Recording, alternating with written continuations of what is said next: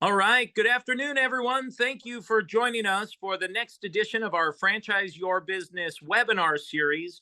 Thanks for hanging with us here. I'm having a few technical difficulties today, and hence why, if you're checking this out, I am on. If you're watching this live or on a recording, I'm on my cell phone today because for some reason my desktop is just not cooperating with Zoom today. So thank you for your patience as everyone is getting synced up here. My name is Tom DuFore. I'm the founder and CEO of Big Sky Franchise Team. And today's session, we're going to be talking all about publicity, PR, and how that can be effective in supporting your franchise company and your franchise efforts. Now, our guest today is Lamont Johnson. He's the founder and CEO of the Art Department, a PR firm specializing in franchises, restaurants, entertainment, and lifestyle brands. And I have known and worked with Lamont for, goodness, I'd say at least 10 years in a Yes. wide variety of capacities through clients, through work of my own, and engaged with him and for company work as well. And Lamont has experience that consists of PR campaigns on a local, regional, and national level.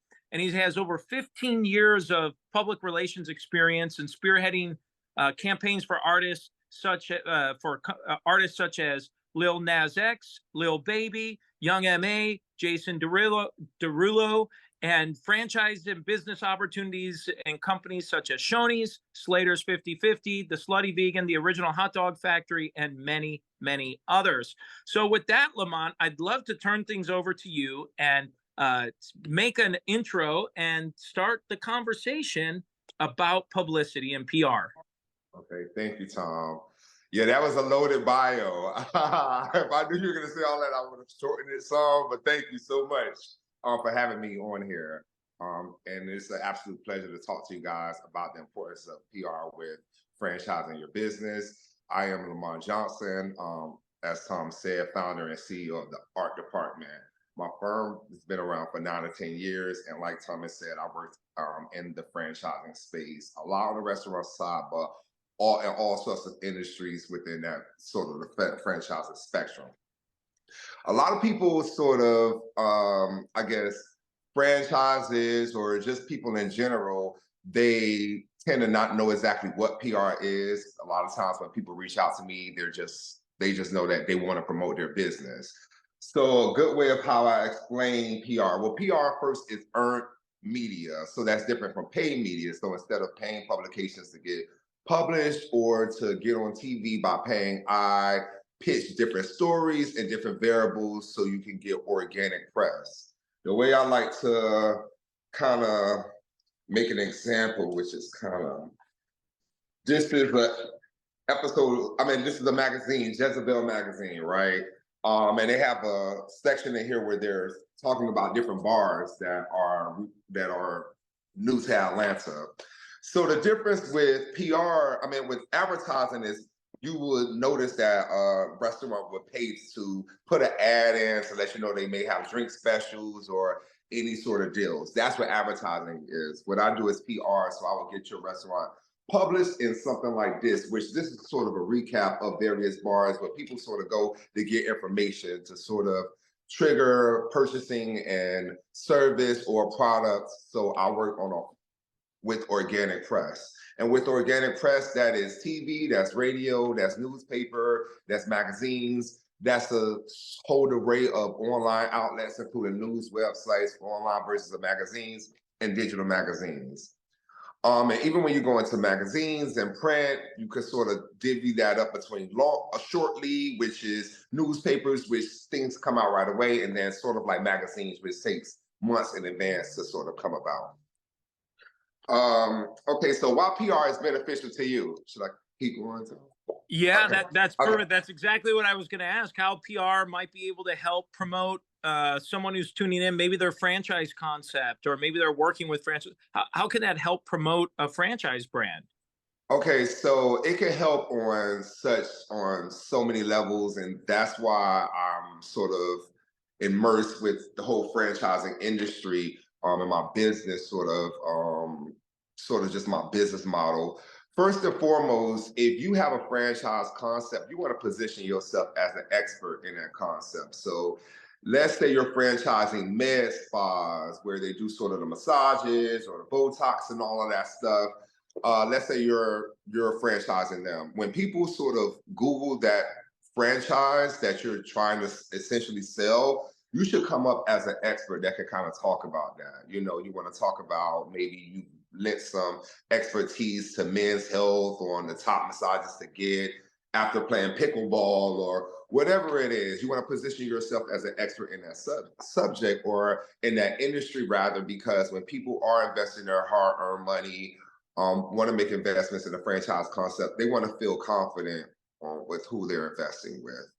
A lot of times people are educated to get their knowledge. A lot of people get on the job training. Some people jump right into it and start owning the business and learning trial and error, but you still can become an expert in various different ways as long as you know the industry, you know, in detail. So of course, when you want people to Google that, you want your company and your position at the company to be a thought leader in that industry that adds credibility, that adds validity to your specific industry. Next is the franchise opportunities. The difference between owning a franchise and owning a business is with owning your own business, you know, you're coming up with everything, you're learning everything by trial and error, you're figuring out your own marketing, social media. But when you are franchising a business, you sort of have those systems set in place. You sort of have an idea how to market you, different operating systems, the POS systems, different things like that, that you kind of have a guide to do. You want to convey that to the franchisee. You want to let them know that these things are in place. You want to let them know the liquid capital it takes to become a franchise. And the proper way of doing that is going through PR channels. That's the Franchise Times, Franchising USA, the franchise side of Entrepreneur Magazine. So PR is an effective way for you to put the messaging out there that you're looking for franchisees and for them to actively see it and for it to be a call to action. So those are important. And lastly, a big reason of how PR can help your franchise is essentially when you're and when these franchisees invest and they get up and started, they want to hit the ground running.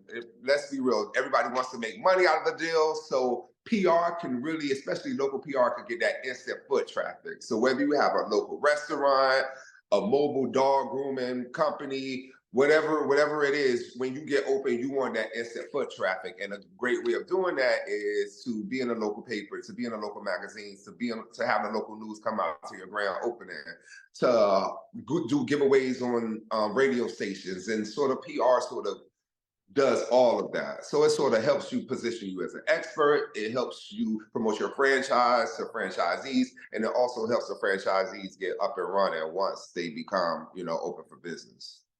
Yeah, no, that's great, Lamont, and I've seen that especially for franchisees as they're opening up new locations just to get some local press in their area, a local newspaper or something.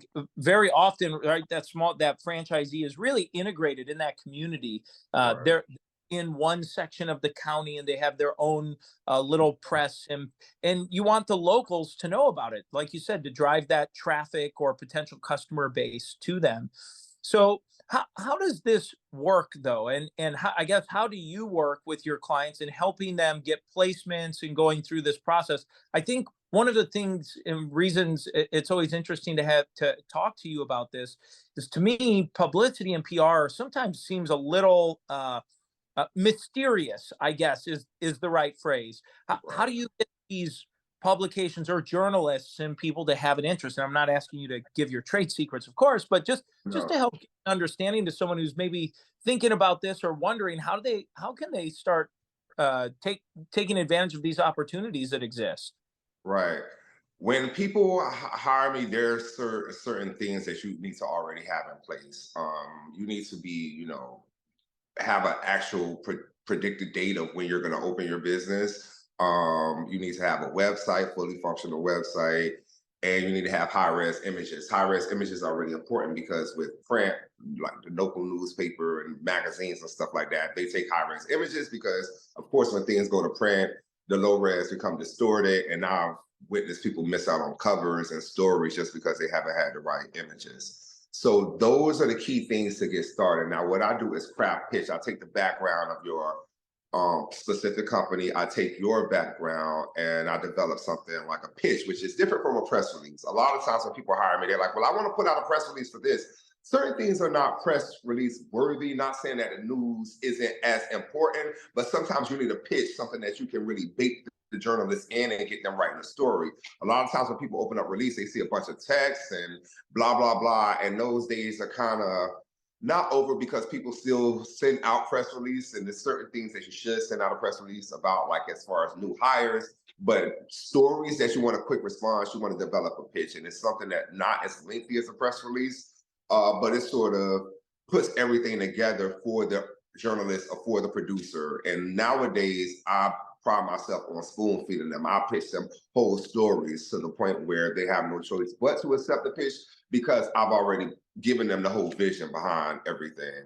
And yeah, I contact them, email, phone, and phone, some I text, some I call because I have different relationships with different people in the media since I've been in the industry for so long. But it's just about pitching them for different things, like, and staying on track of what's going on in the world. Like for instance, let's say Kim Kardashian went to a restaurant and was spotted eating some vegan soup or something like that. And I have a soup client.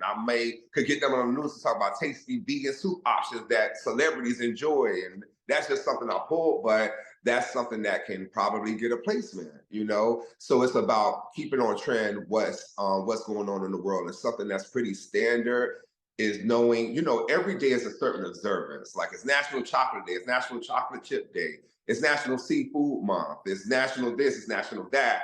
So it's a day, month, and practically week for everything. So whatever industry you're in, you, your publicist, your marketing team should make sure you're on top of that. If you're a hamburger place, Hamburger Day needs to be your time. That needs to be when you're giving out some deals, your PR, you're gonna be on all the local news stations, you're gonna get something written up in the paper, you're gonna blast something on your social media, and it all it all sort of works together. So it's always good when you hire a PR team to have somebody on social, because a lot of times what I realize also is with PR, of course, it helps businesses and, you know, businesses and franchise get out there, but a lot of people want PR for their ego. They want their colleagues to see them in the magazine, maybe the popular trade magazine that covers their whole industry, or they may want to get in that local paper in their local hometown where they weren't so popular when they were growing up. Now they just want to kind of brag to everyone. So whatever, you know, whatever reason sort of it is, I just feel that when you're doing that, making sure you have the right social is a key component too, because once you get that press out there, of course it gets shares and likes and people send it to each other, but putting on your Instagram and all of that stuff, I find that it gives my clients that self-gratification as well. So Yeah, great, great. Well, and how does it work in with engaging, for example, with you or other publicists? Maybe somebody's new at this, or maybe they've worked with a publicist in the past and it didn't go so well. It didn't go right. as planned. They didn't get placements or whatever they might could have gone wrong. How do you respond, or what would you say to somebody who might ask that? I get that a lot because a lot of my business now are like inbound people, with people calling or DMing me, like they might have saw something I did, or somebody might have tagged my company on Instagram. And a lot of times they're when I have discussions with them, they're like, well, why should I hire you? And then first I'm like, well, you call me, you know, first.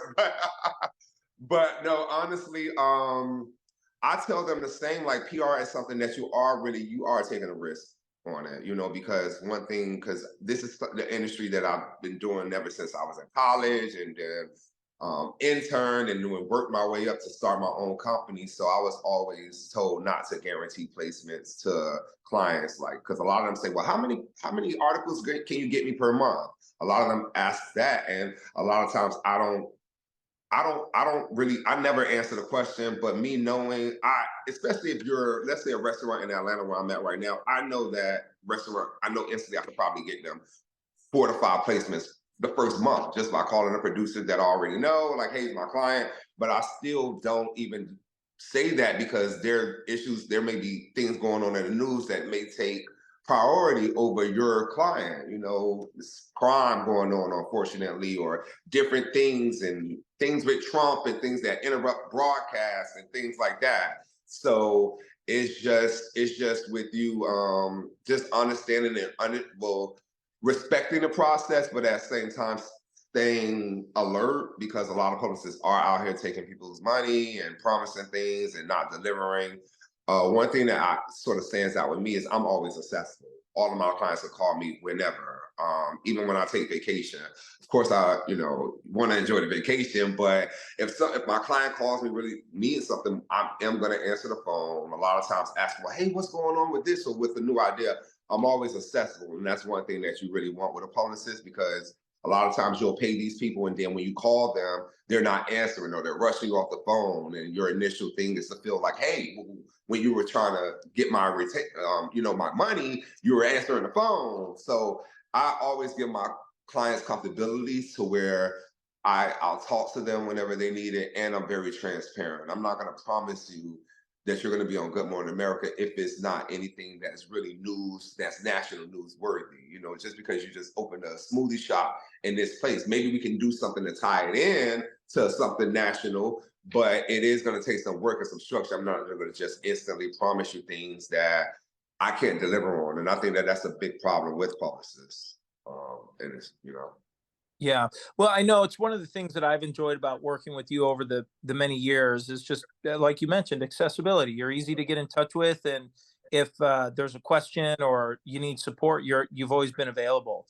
Um, well, Lamont, is there would now be an okay time to open things up? See if we have a few questions. I know we have some people on the line here. See if there's any open questions, or is there anything you haven't had a chance to say yet that you'd like to make sure you get across? One thing that I do want to convey, because I did write some things, but the one thing that, because I pretty much addressed everything on here, but one thing that I can say is that the key, because a lot of people see what I've done with brands like Slutty Vegan, which is really, really insanely popular, and she continues to open chains. But she also does the work too, and she's all about giving back, which I feel like doing philanthropy should always be whether not everyone has the resources to do something big on a philanthropy level, like every year or often. So even if it's something small, always give back because I feel that that's putting the good industry out in the world, and karma comes back. But aside from that, it's always some sort of press that I feel like I could work with where my clients give back. News stations love to cover philanthropy, and of course, that's not the reason you're doing it. You're doing it because you want to make an impact in people's lives, but why not get the press behind it and help your business and things like that too? So I think always trying to put in, like, if you have a restaurant, developing new menu items, giving back to the community, just try to be engaging with what's going on and just try to always expand your business and always try to think ahead. Don't look at it as, oh, I open my business, I'm just going to sit back and collect the cash, because once you get stagnant, sometimes the PR gets stagnant.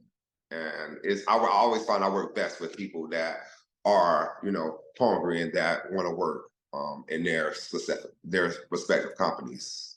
So Yeah. Thank you, Lamont. Thank you. And let's go ahead and open this up. I know we have some folks on the line here. Are there any specific questions? You can go ahead and type that in or raise your hand, and we can unmute you here so that we can you can go ahead and ask your questions.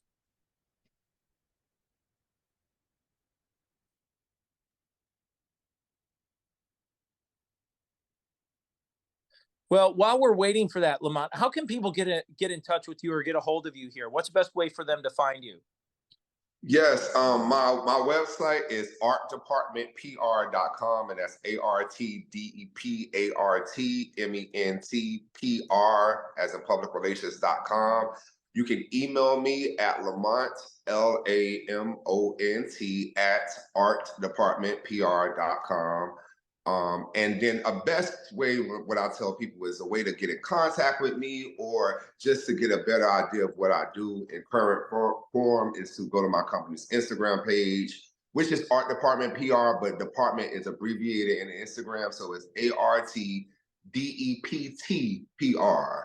And that's the ad. And I keep that like an ongoing portfolio because I've been doing PR for so long that my portfolio would be this thick in so many pages. So Instagram is a good way where you could just swipe and just look at what I've done. I don't put anything else. I don't put any memes, no advice, no nothing, just all press hits. So you'll see what I done like from up to like even to yesterday. So. Amazing. Well, I'm not seeing any questions come through here, Lamont. So this has been a fantastic interview. I really appreciate it. And as I mentioned early on, to folks who maybe joined us midway through the session here, apologize for technical difficulties with my desktop machine today. So I ended up on my cell phone. And just want to give a great thanks to Lamont as a reminder for someone who maybe joined in a little late here. Lamont is just fantastic. I've had the honor and privilege of working with him over the last 10 years in many variety of capacities through clients that he's worked with and other resources. So I have full confidence in recommending and letting folks know about you. And I'm just grateful for you sharing some of your wisdom and understanding on PR today, Lamont. Thank you so much. Thank you so much for having me, Tom. Thank you. All right. Well, have a great rest of the afternoon and a great weekend, everyone. And if you're looking to share this with somebody later on, we will have this published up on YouTube next week, as well as on our other podcast, Franchise Your Business. Thanks for tuning in. Have a great week, everyone. All right. Thank you. Take care.